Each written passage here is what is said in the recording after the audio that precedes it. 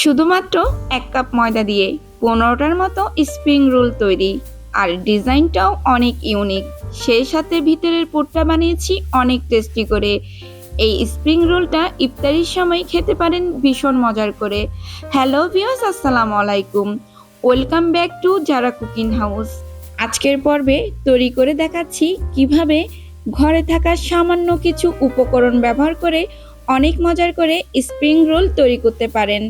Spring roll তো সবারই অনেক পছন্দ। আশা করছি আজকের রেসিপি দেখার পরে আপনাদের অনেক ভালো লাগবে। আর সেই সাথে চেষ্টা করেছি একেবারে সহজ করে রেসিপিটি আপনাদের সাথে শেয়ার করতে। আই হোপ প্রতিদিনের মতো আমার আজকের রেসিপিও অনেক এনজয় করবেন।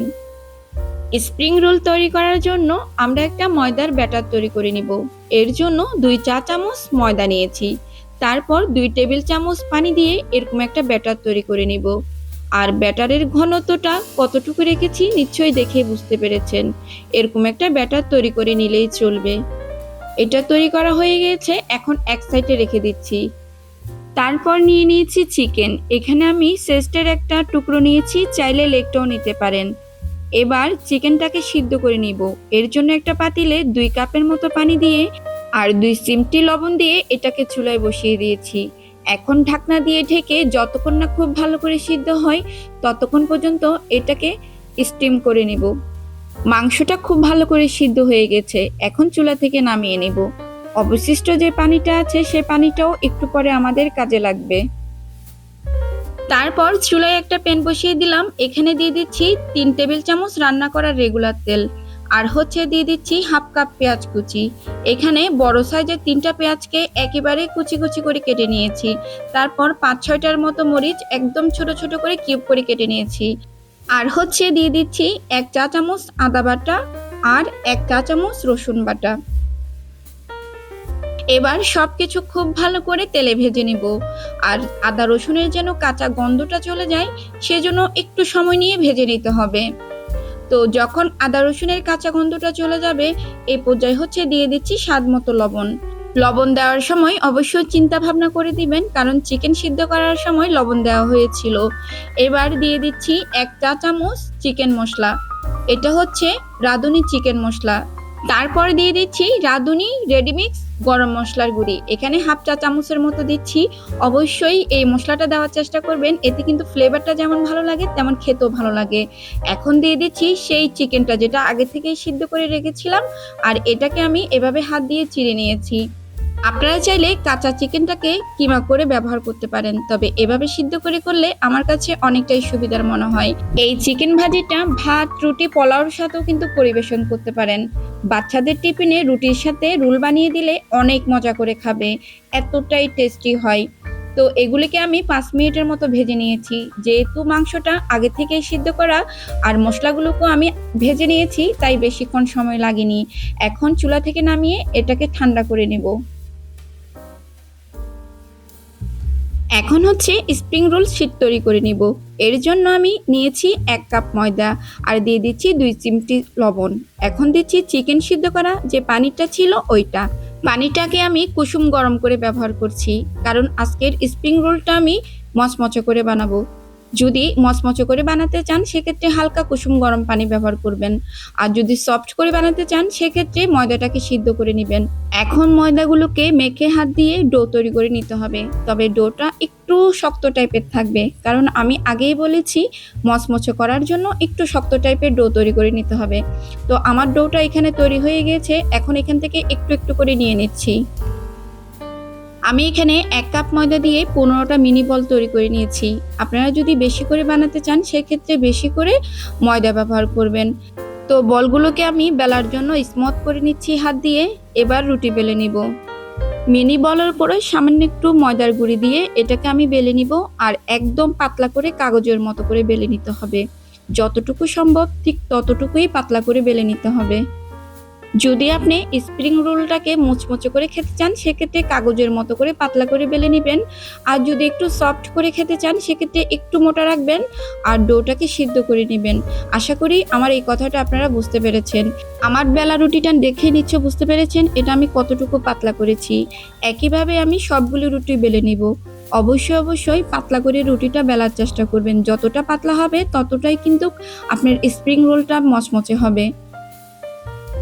আমি এখানে 15টা মিনি বল দিয়ে ছোট ছোট করে 15টা রুটি বেলে নিয়েছি। সবগুলি রুটি বেলা শেষ হয়ে গেছে।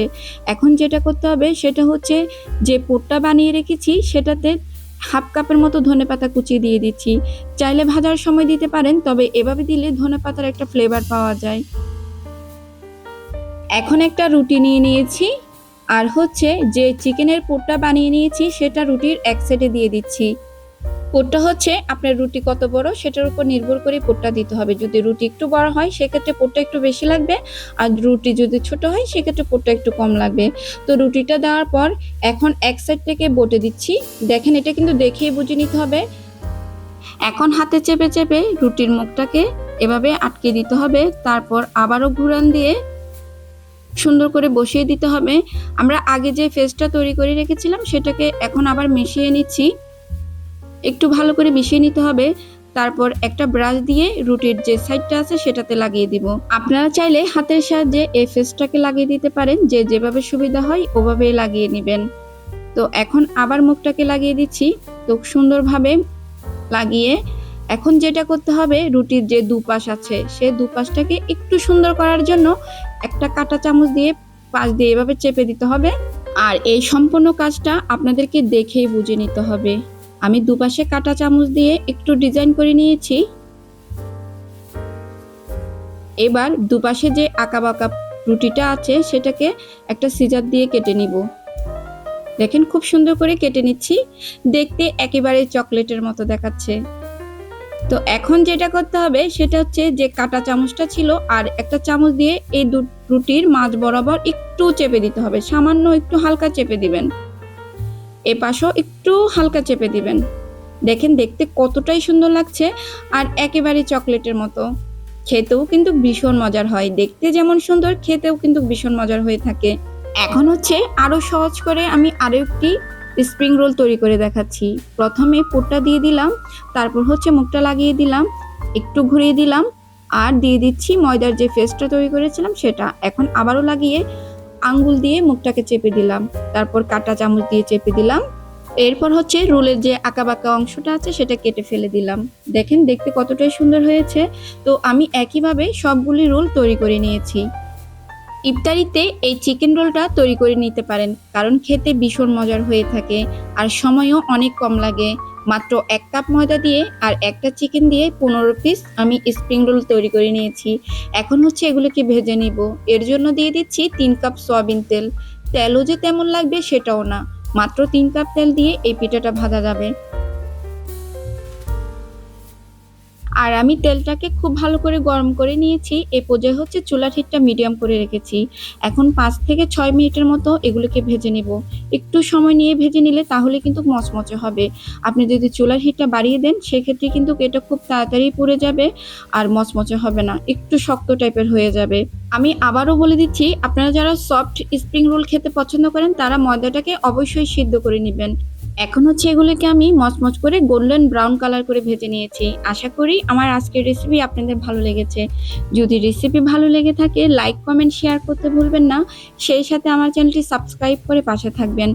ফেসবুক পেজ থেকে দেখে থাকলে পেজটি ফলো করে দিবেন। এতক্ষণ আপনাদের মূল্যবান সময় আমার সাথে স্পেন্ড করার জন্য আবারও আপনাদেরকে ধন্যবাদ জানিয়ে বিদায় নিলাম। ভালো থাকেন, সুস্থ থাকেন, আল্লাহ হাফেজ।